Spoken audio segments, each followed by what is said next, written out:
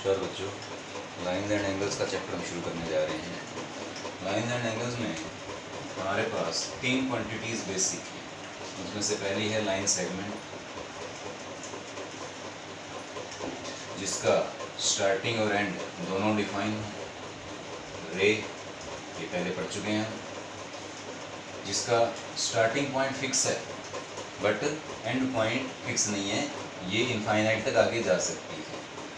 Third one is line, जिसके दोनों and fix नहीं है। ठीक है, this is about line segment, रे एंड लाइन। अगर हमें इनको प्रैक्टिस में लाना है तो सबसे पहले डिस्कस होता है angle. What do you understand by angle? Angle बच्चों दो कोइनिशियल रेज से बनता है, एक ये रे एक ये रे अगर कोइनिशियल है और डिफरेंट डायरेक्शन में है तो एंगल बनता है। इन जनरल हम डेफिनेशन लेते हैं relation between two lines, angular relation between two lines, वो एंगल है, राइट। थीटा इसका नोटेशन है, थीटा THETA, ये ग्रीक लेटर है थीटा, ये एंगल का नोटेशन होता है। कोई भी एंगल होगा उसको थीटा से रिप्रेजेंट कर देंगे। मेजर अलग अलग हो सकता है, उसकी वैल्यू अलग अलग हो सकती है, लेकिन इन जनरल एंगल जो है उसको हम थीटा से रिप्रेजेंट करते हैं। ठीक है बच्चों, एंगल्स की कुछ टाइप डिस्कस कर लेते हैं।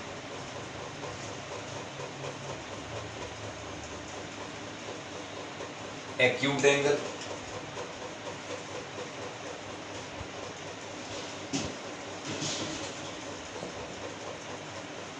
Angle which is greater than 0 less than 90, equal to 0 लेते हैं तो एंगल का कोई मतलब नहीं है, इसलिए विदाउट लॉस ऑफ जनरलिटी हम ये डिफाइन करते हैं कि एंगल ग्रेटर देन 0 है और 90 से लेस है तो वो एक्यूट एंगल।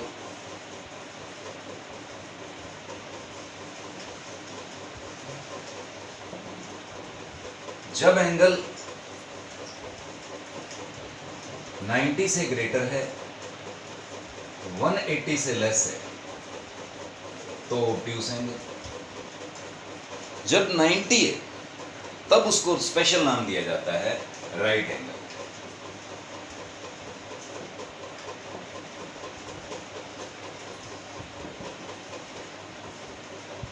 थीटा एंगल के लिए रिप्रेजेंट हो रहा है बच्चों, दिस इज राइट एंगल। ठीक है, रिफ्लेक्स एंगल,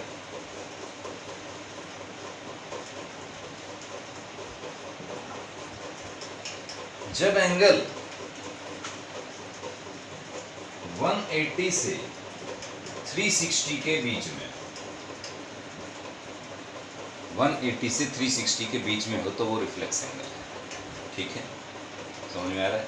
ये कुछ एंगल्स के टाइप्स हैं। अब बात करते हैं एडजेसेंट एंगल्स के बारे में। एडजेसेंट एंगल्स, साथ लगते एंगल जो होते हैं, साथ लगते वो एडजेसेंट है। एक ये एंगल है, एक ये एंगल है, ये दो अलग अलग एंगल हैं, डिफरेंट एंगल हैं, डिफरेंट जगह पे पड़े हैं, इनका कोई मीनिंग नहीं। लेकिन मैंने ऐसे डिफाइन कर दिया, एक ये एंगल, दूसरा इसे ड्रा कर दिया, एक ये एंगल, तो ये adjacent angle, these are adjacent angles. ठीक है बच्चों, these are adjacent angles. Adjacent angles का मतलब क्या होता है? जब दोनों एंगल साथ लगते हैं, दो एंगल साथ लगते एंगल हों तो वो एडजेसेंट एंगल है। इन्हीं एडजेसेंट एंगल्स पर बेस्ड हैं कुछ डेफिनेशंस। देखो कैसे।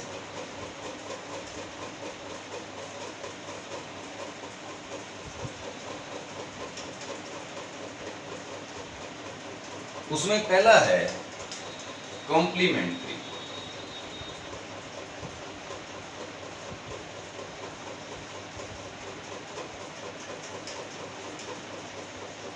Complementary angles.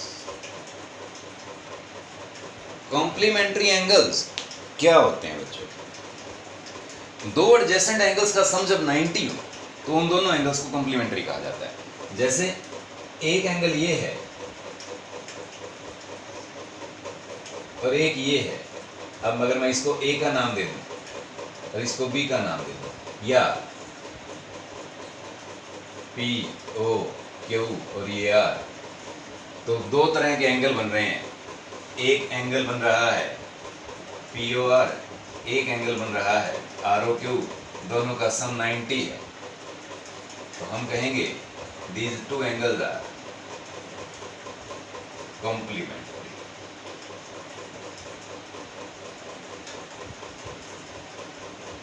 इसी तरह से अगर सम 180 हो, if sum of two angles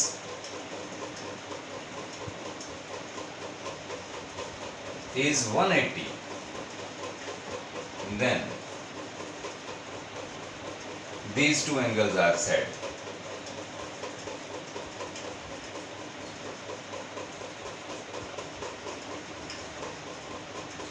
supplementary।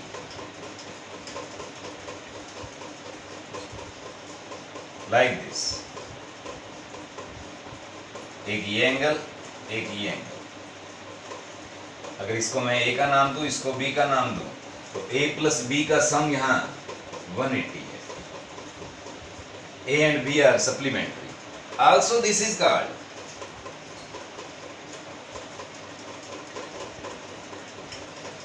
straight line angle। straight line angle, ठीक है बच्चों? Also this is called straight line angle। ये हमारे पास एंगल्स की कुछ बेसिक डेफिनेशंस हैं। एंगल्स की कुछ बेसिक चीज़ें हैं जिनको हमें एप्लीकेशन में लाना है। अब इसके न्यूमेरिकल देखते हैं, इसके न्यूमेरिकल देखते हैं। उससे पहले एक इंपॉर्टेंट थ्योरम है।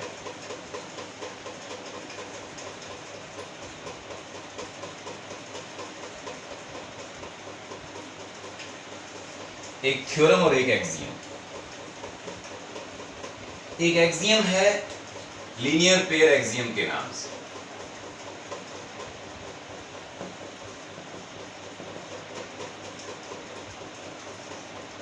शॉर्ट में इसको LPA भी कह देते हैं। लीनियर पेयर एक्सियम अगर दो या दो से ज्यादा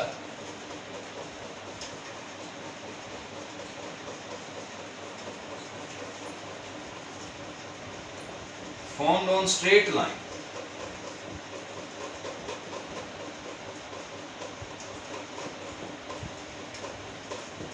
दो या दो से ज्यादा एंगल स्ट्रेट लाइन पे बने हैं, तो we say sum of these angles is 180।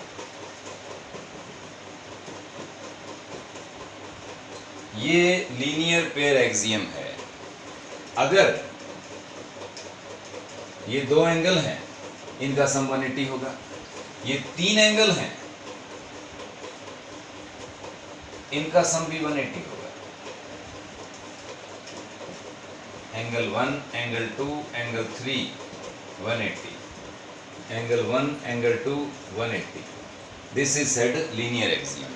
हमें इस लीनियर एक्सियम का यूज करते हुए एक इंपॉर्टेंट थ्योरम डिस्कस करनी है। नाम है वर्टिकली अपोजिट एंगल्स जो इक्वल हैं। Vertically opposite angles are equal. देखिए कैसे।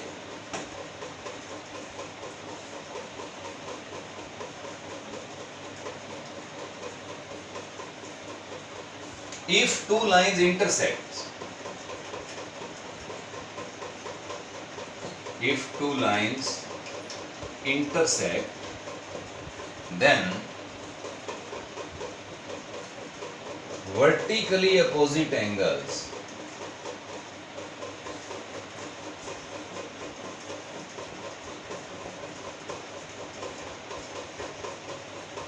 are इक्वल, ऐसा हमें प्रूव करना है।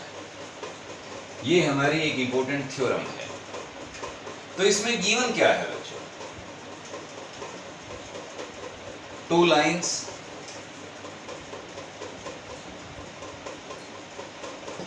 AB and CD intersect at O, जैसा कि डायग्राम में दिखा रहे हैं हम, ऐसे AB CD ये O।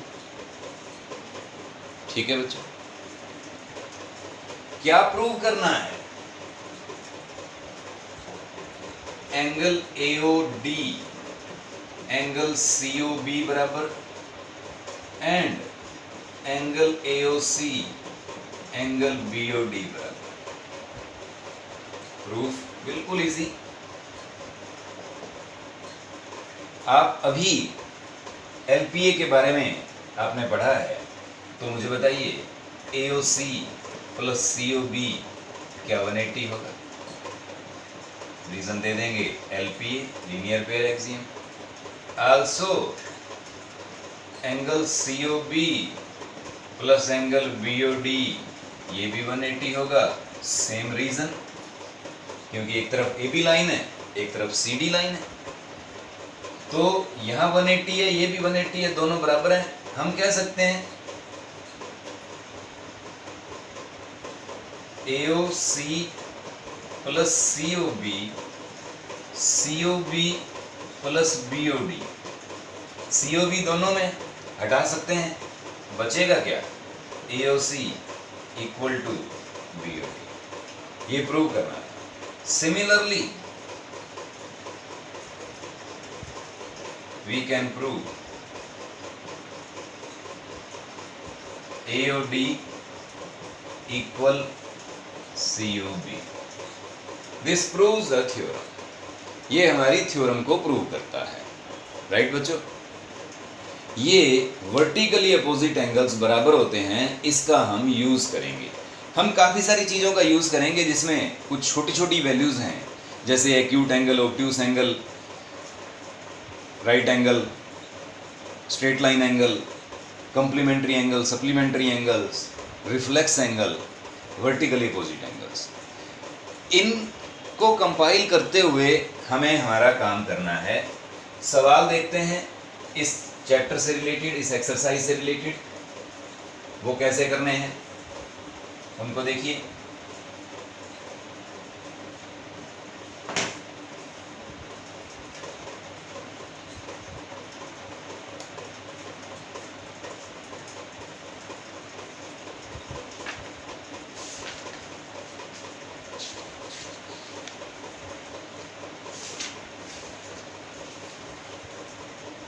एक फिगर दिखाई गई है लाइक दिस। एक्सरसाइज 6.1 का फर्स्ट क्वेश्चन है ये। एक फिगर दिखाई गई है जिसमें दो लाइंस इंटरसेक्ट कर रही हैं, AB and CD। Okay, O पे, O से E एक रे है, OE, और आपको ये दिया हुआ है AOC